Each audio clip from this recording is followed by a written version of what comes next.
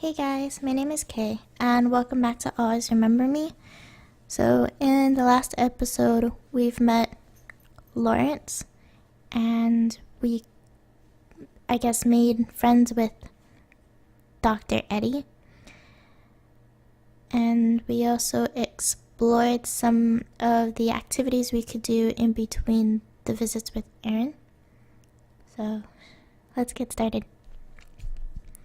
The next morning, I decided to follow Eddie's suggestions.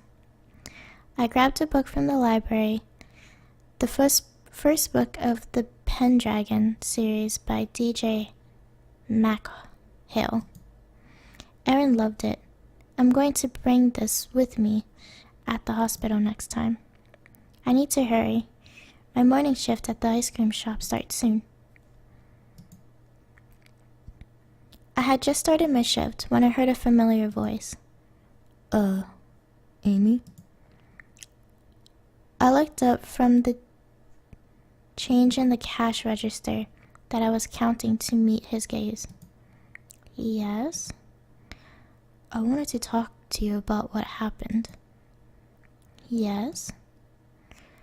Lawrence looked away, unable to continue looking me in the eye.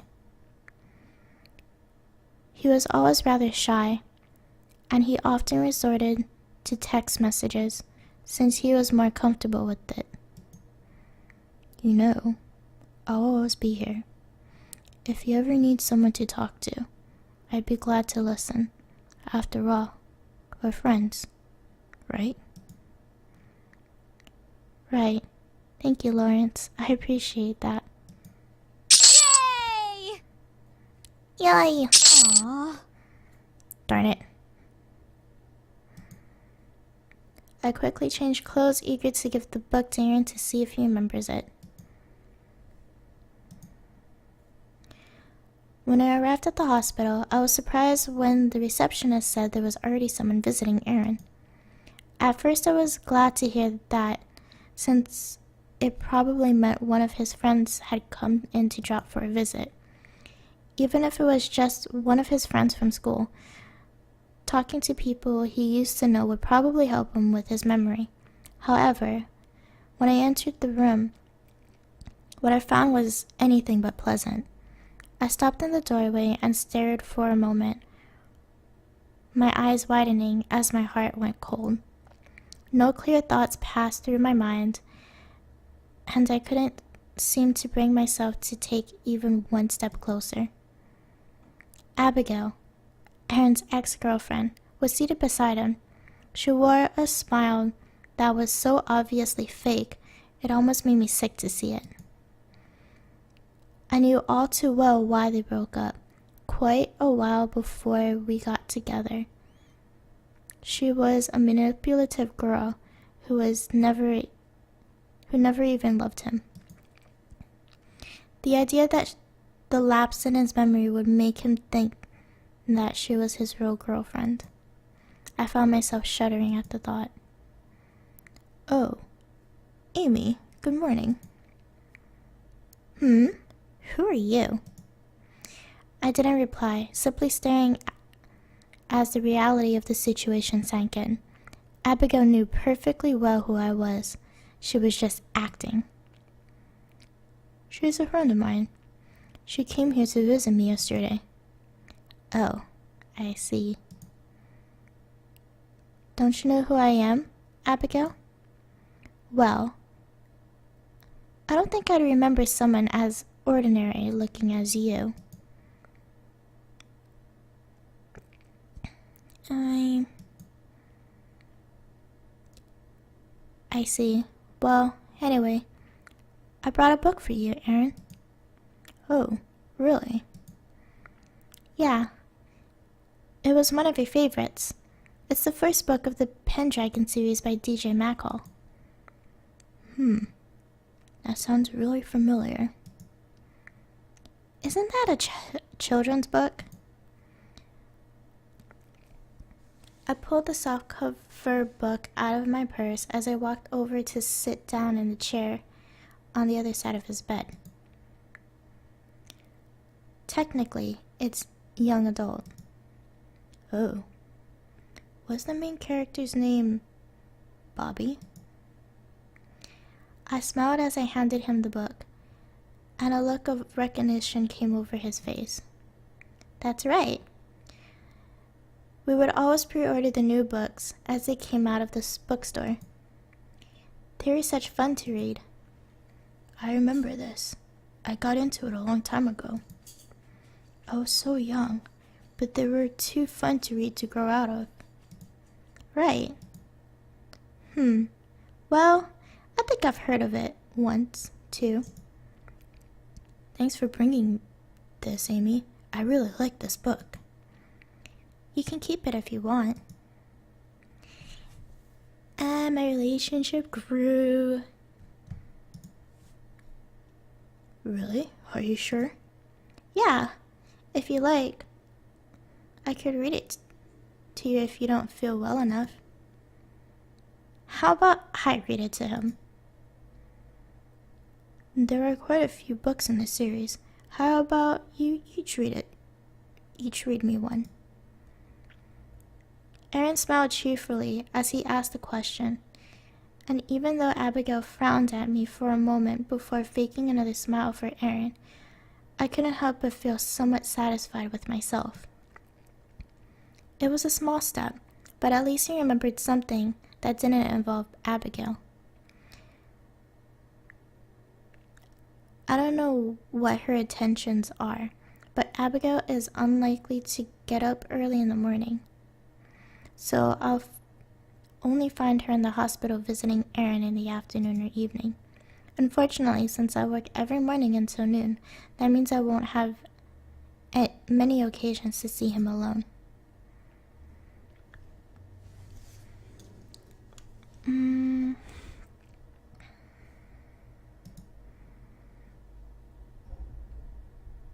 Today is Thursday.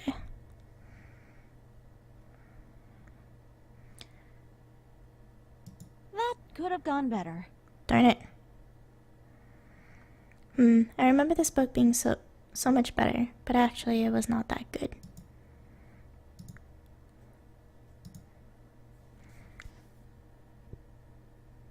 Yes! I slept really well. I dreamed I was in a world made of ice cream.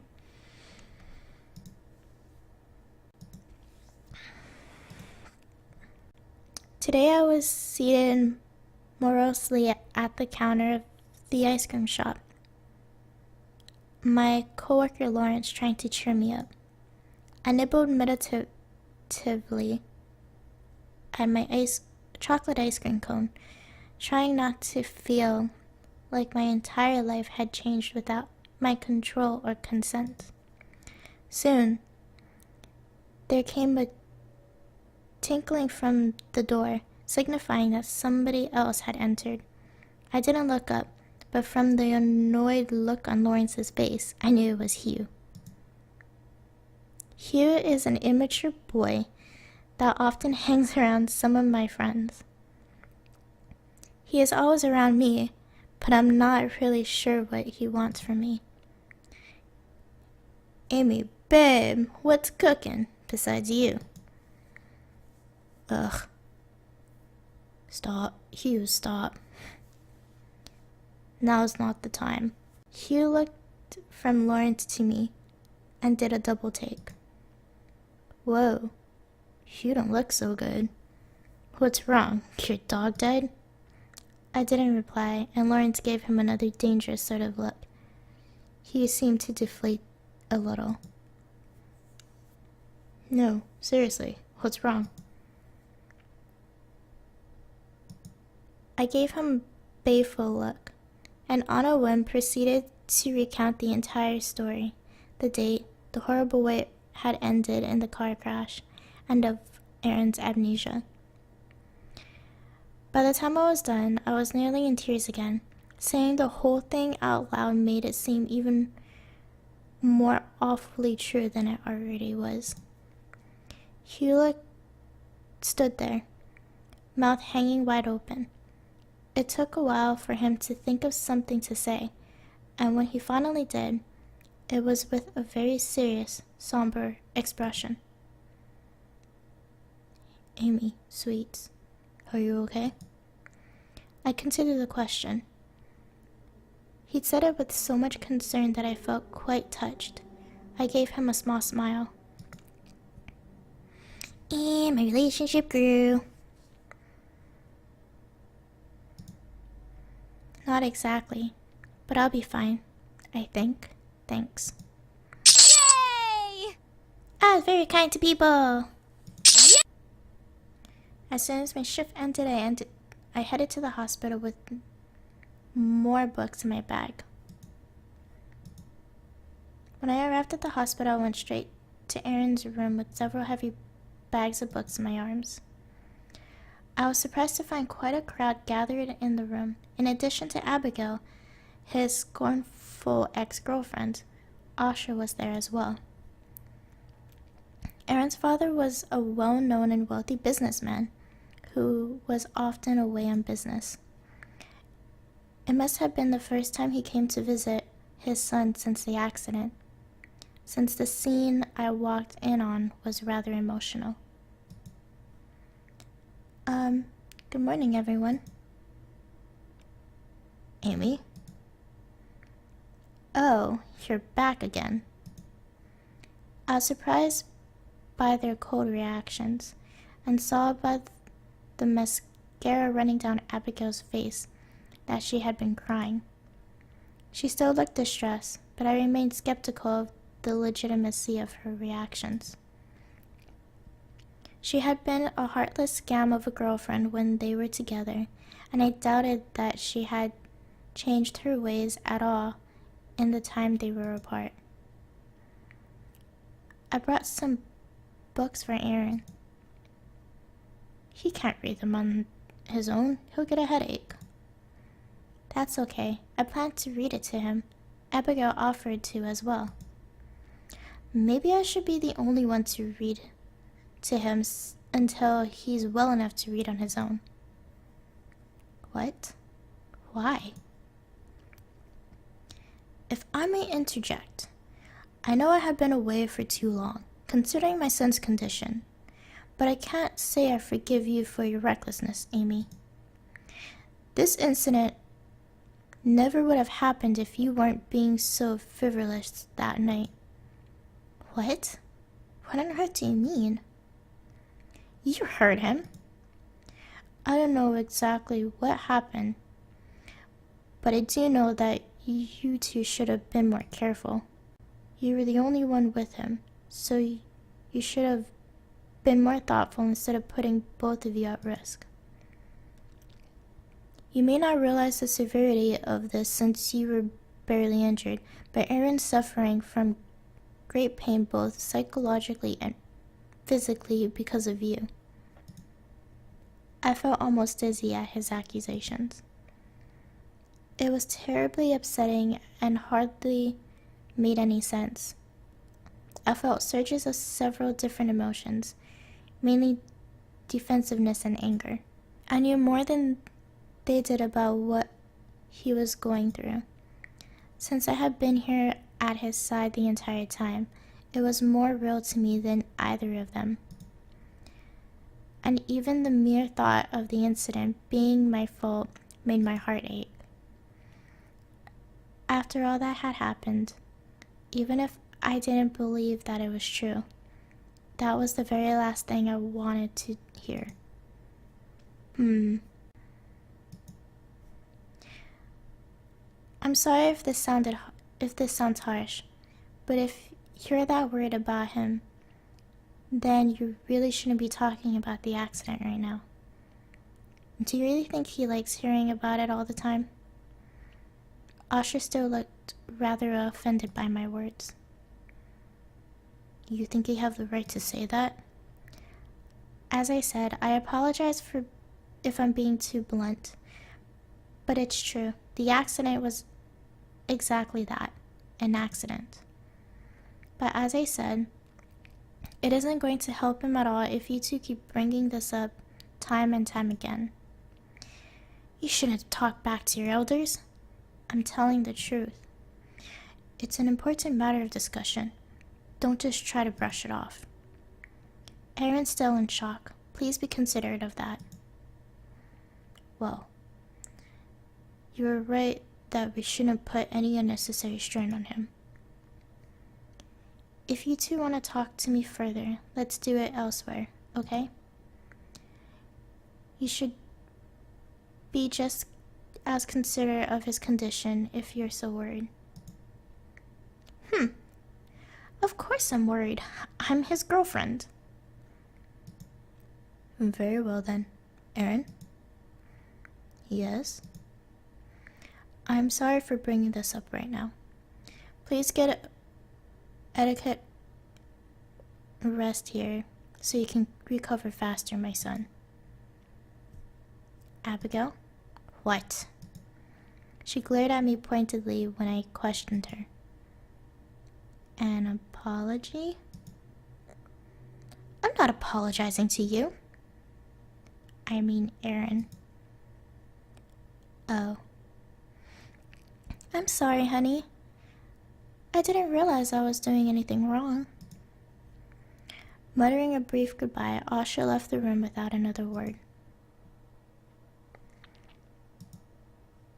Despite what happened last time, I still came to the hospital to check on Aaron. Abigail was at his side most of the time, and it was almost impossible to find any time alone with him. But I didn't want to lose hope that I would eventually have a chance. After all, the only person who was really going to correct his memories was me. Abigail was perfectly happy to pull him deeper into her spider's web. I wasn't surprised to find Abigail in Aaron's room when I walked inside, but I couldn't help but frown when I saw her holding his hand. It was more her words that bothered me, though. She was flirting with him shamelessly.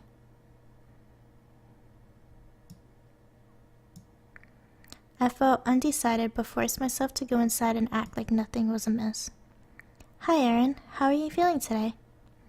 Oh, hello, Amy. I'm feeling a little better. All that thanks to TLC. I suppose so. Aaron laughed at her comment and smiled at her warmly. Feeling forward, I walked over and held Aaron's other hand. His smile became a look of confusion. Excuse me, but what are you doing? I'm glad to hear you're feeling better. Fewer headaches and such? Yeah. I almost feel healthy enough to read on my own. Hey, I'm still here, you know. I'd still be happy to read to you if you'd like. Yeah. Getting on that Aaron. Okay. That would be nice. Thank you. He smiled and glanced at Abigail's infuriated expression before chuckling. Wow, Amy. You're almost ignoring Abby. Oh, Abigail? Hi! I didn't realize you were here. I guess I didn't notice you.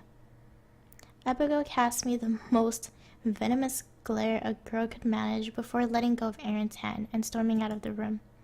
He looked a bit surprised at first, but he didn't seem so ill at ease when I laughed. Don't worry, that's just how she is. She'll be back soon enough. She was always like that.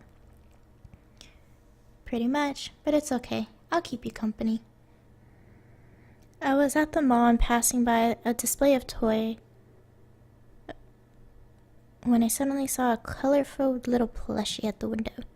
I recognized it to be Akinara, the popular main character from Aaron's favorite manga. He had told me it was his very favorite when he was younger.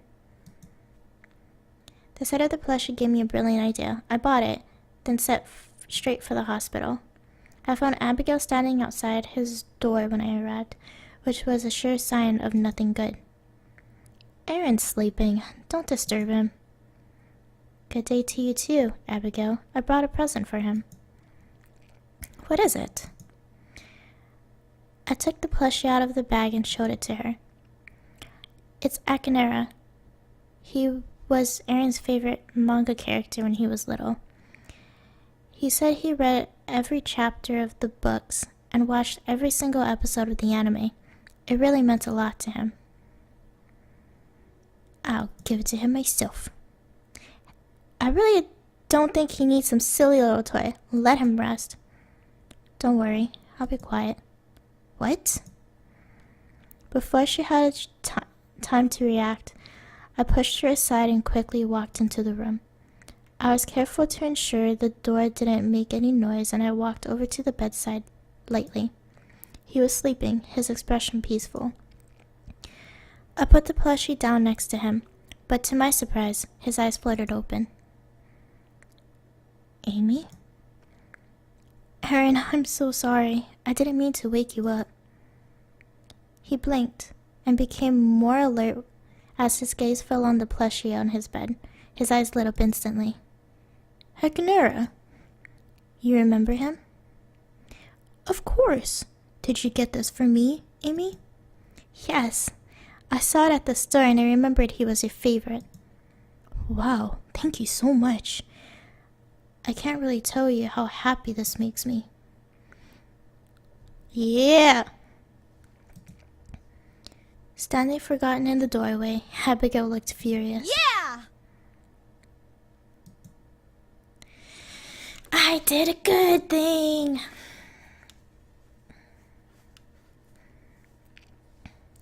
Yay! Update my blog and going home to get some sleep. Woohoo! And that should pretty much help me do it. And I think we are going to stop here. So, yeah. Thanks for joining me, and I hope to see you in the next video. Bye!